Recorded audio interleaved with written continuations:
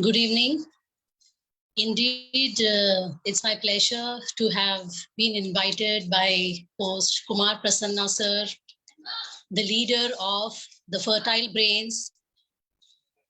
So it's my privilege, and indeed, I'm very much delighted that my upcoming book, Spectrum of Emotions, has been launched recently.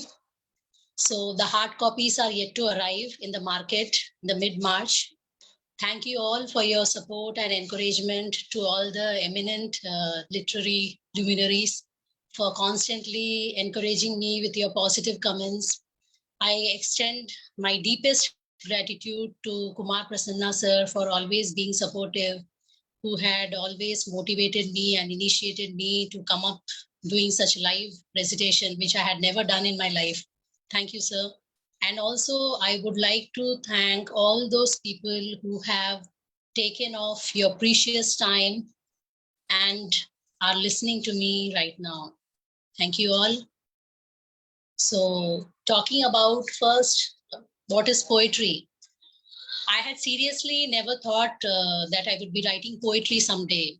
Actually, it is maybe the art which I've developed gradually, I would say, by participating on the online platforms, poetry platforms, n number of platforms, wherein I have always been encouraged by the host and the other people, my fellow participants. So just as a passion, it just started, and today it has come in the form of a dream, in the form of a book. And poetry for me is basically, it requires certain tactics, I would say.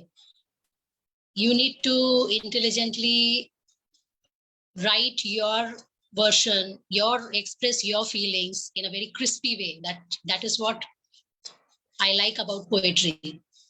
It is not like elaborating and going around, beating around the bush. No, it's very different from prose. People say it is very difficult to write poetry, and indeed I do agree, because you have to keep up with the rhythmic verses, and as well as you have to choose the vocabulary.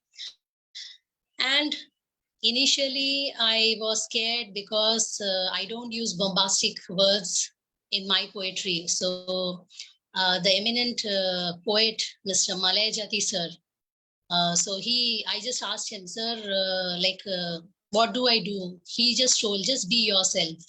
You just write in your own way, and that will reach out to people. People love simplistic use of words and languages. So that is what I follow from the core of my heart. My poems are being appreciated because it is a reflection of my personality. I do read other people's poems, but I'm not influenced by that. So I just express it myself. And neither I have been a very hardcore bookworm, reading has always been the last option for me. So I always used to love writing. Even I remember during preparation of the exams, it is things I used to understand and write. Probably that. And when I started writing, a lot of people told me that you write very well. So that is what probably has made it a passion for me to write poetry. So why I write poetry? Poetry, I feel, is an expression of my personality and my feelings. It reflects me, Nirmala Mahesh, as a person, what I think and what I feel. And it gives you the freedom to say what you want. And Spectrum of Emotions, why I have named that book is it covers various topics from the daily life, education, religion, patriotism, then about the current happenings, whatever is going on, like it is related to our day-to-day routine life, many of the things. My book is not titled restricted to one particular genre. So it talks about love, which should be sacrificing in nature, selfless love. It talks about many things, about the nature, about the time during the lockdown. So I have just made an effort to write on different themes, and that is what probably has helped me to be a better writer day by day. So now, without wasting time, I will just go about reciting my poem. So now with Spectrum of Emotions, I completed writing 100 poems. So now this is whatever I'm going to read today. That will be part 2 of that. So first one I come up with is self-awareness. Everyone must have everyone must have the consciousness, as consciousness is nothing but about self-awareness, about one's own strength and weakness. Self-awareness is necessary for progress. Lack of self-awareness impedes one evolving one's process, thereby hampers one's progress.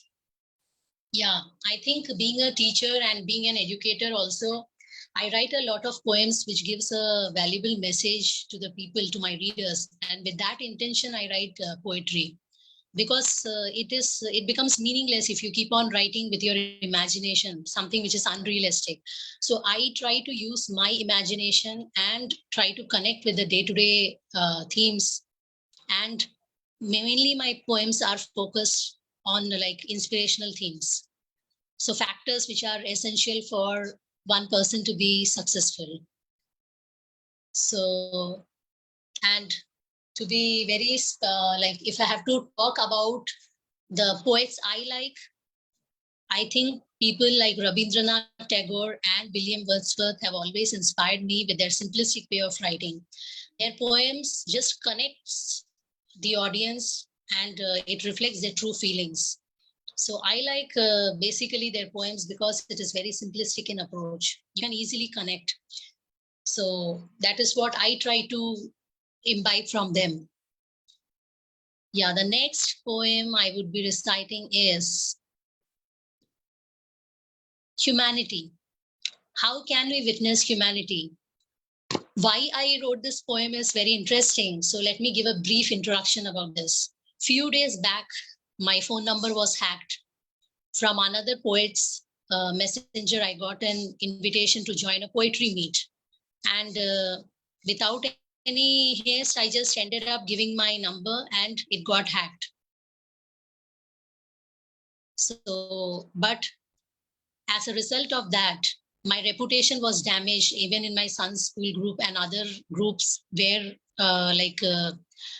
many people had thought maybe I have texted. But then there was one person in his son's school who had defended my reputation, and he came up and told like I have worked earlier with her, and she's not such kind of a person. So like, owing my deepest gratitude to him, I wrote this. See, often we are stuck in some deepest trouble, and some people unexpectedly they come from some corner and just help us. We don't even expect. So today I would like to just express my thanks to him once again, and I would just like to read this poem.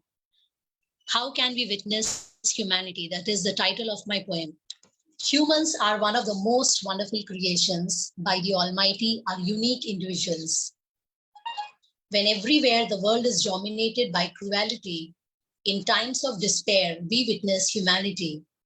It is so surprising at unexpected times, overwhelming, because a person you never expected suddenly comes to your rescue. When you're most distressed, humanity is not a commodity to be purchased, but it's a kind gesture coming voluntarily, shown by a person who probably is an angel in disguise sent by the Almighty. So I dedicate this poem to that person, because if had he not defended my name, probably the others would have been like thinking, and in the working place, there could be many things which could cause miscommunication. Now, the next poem I would be reciting is Resilience. The title of my poem is Resilience, and I've tried to write an acrostic poem the first time, like my second try probably. So here I go. R stands for reflect on your actions. E stands for evaluate yourself every time. S stands for strive to be a better version. I stands for imbibe in the positive vibes. L stands for look ahead for opportunities. I stands for instill the values of hard work, honesty, and sincerity. E stands for encourage others and build positively. N stands for never be afraid of challenges. C stands for compliment even a small act, gesture, or quality.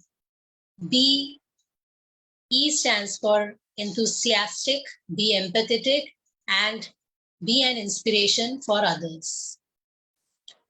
So this is my message.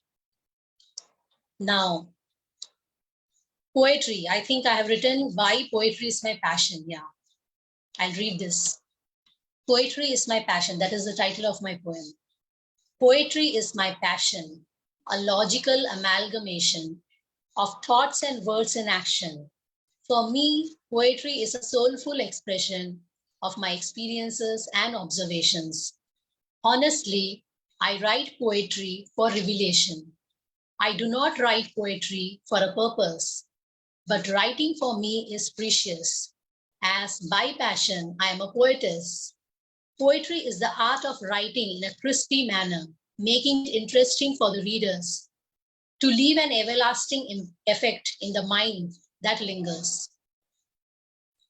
So this is what I write poetry for, expression of my true feelings. Now we'll just go to a very serious theme. This prompt was given to me by Ela magazine, and I had to just write about the teenage rape victim just in 10 lines. It was very challenging for me. And exactly it had to start with after the nightfall, the first line, and it had to end also after the nightfall. So I took it as a challenge and wrote, but it's a very heart-wrenching topic. After the nightfall, her life started witnessing a downfall. After the nightfall, her life started witnessing a downfall. Helpless as a girl in her teens, she lost her innocence to the demons. Helpless as a girl in her teens, she lost her innocence to the demons. Her only sin was that she was a female. Her only sin was that she was a female. In this atrocious world dominated by males. In this atrocious world dominated by the males. Being a victim to cruelty, she lost her dignity. Being a victim to cruelty, she lost her dignity. How cruel is the destiny? Unacceptable at times is reality. How cruel is the destiny? Unacceptable at times is reality. She stood devastated outside the mall. Her life changed drastically after the nightfall. She stood devastated outside the mall. Her life changed drastically after the nightfall. A very heart-wrenching poem. Really, my heart goes out to all the girls, innocent girls, who are just attacked by the people just for no reason. Their only sin is that they are born as females. Even we hear a lot of unfortunate incidents happen with girls who are working at late night shift. So I really pity for them. I think like on one side, they are forced to earn for their family, or it is their profession which demands them to be at night out. But then this is what happens to them. And unfortunately, even the law, the order of our country, the police, they are not able to help them. So for a girl, her dignity is what matters the most. And I really feel bad for these people, who are just relegated by the society once after such incidents happen. How shattered they would be. So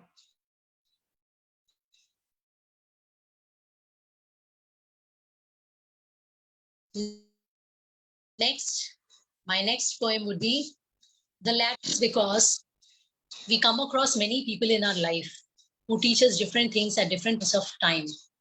So ladder of life is also such a thing that you keep on climbing and you keep on slipping at times. So there are some people who do good to you, and there are some people who try to bring you down. So it is a mixture of various things. So here it goes, the ladder of life. Ladder of life teaches us how to strive. Through the ups and downs, it inspires us never to back down. Ladder of life consists of both success and failures. Throughout the ladder of life, different kinds of people give us the drive. We must be grateful to all the people we come across to ascend the ladder. They mold us, shaping our future and share their life's experiences. The ladder of life gives us valuable insights. Thank you so much, Kumar Prasanna sir, for having me on the platform of Fertile Brains. And thank you to all the readers, listeners, and my fellow poets, my seniors, for always always encouraging me with your valuable comments. Probably this is what has motivated me to come up with something creative every time. So the last poem, I think, for today would be Luxurious Greens. Green is my favorite color because it gives a very positive feeling and it's very cool and refreshing when you look at the green trees. I always admire to be amidst the silence and the greeneries. So green is my favorite color also. So here it goes, luxurious greens. Sitting amidst the luxurious splendid greens, lost in a beautiful daydream, I tend to beam, enjoying the solitude and silence. I feel relaxed in nature's ambience. The gold adorns the environment, turning it bright. It's truly a bliss and luxury to get rid of stress and anxiety. The enchanting sound of the bumblebees, peaceful and completely heals. Probably this was one prompt given by some eminent poet on the platform of Fertile Brains, for which I had penned, I remember. So I think um,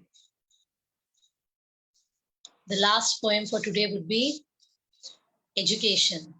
With that, I would conclude my today's recitation. Education.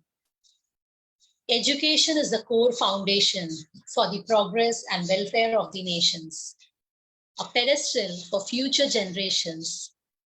The world is stuck with the misery. Privileged are the ones who get the opportunity to go to school and study formally. It's time that we realize and don't forget that education is important and an asset. The privileged ones don't get the opportunity to attend school and study. How wonderful this world would be if all the children were treated equally, are supported financially by each and every country. School is a formal miniature of the society, imparts knowledge and molds us, motivates to achieve success, shapes the future, instills moral values. Education is the core foundation. Without discrimination must be provided to all the children. This was again a very beautiful theme given by another poetry platform, the Global Poetry Platform. And before this itself, I had an online show done with Ekta Ji, Splendid Seven. There she asked me one brilliant question. She asked me, what would you do, Nirmala Ji, if you get enough of money? I replied to her that education is what can empower the children and the poor people.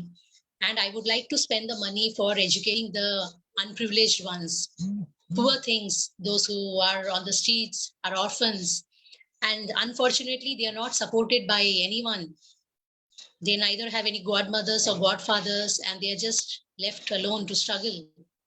So it's very pathetic when I see the children working on the streets and struggling for their meals. So education is one thing which we can give and empower the students. And unfortunately, only some are privileged, some are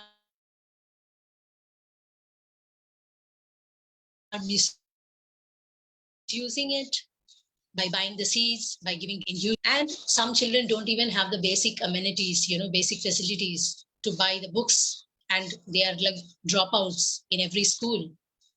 So once any nation if they come across with such ideas to empower the students by providing them free education, then we can prosper as a nation. So thank you, Kumar Prasanna sir, for having me. And with this, I would like to say good night and thank you to everyone.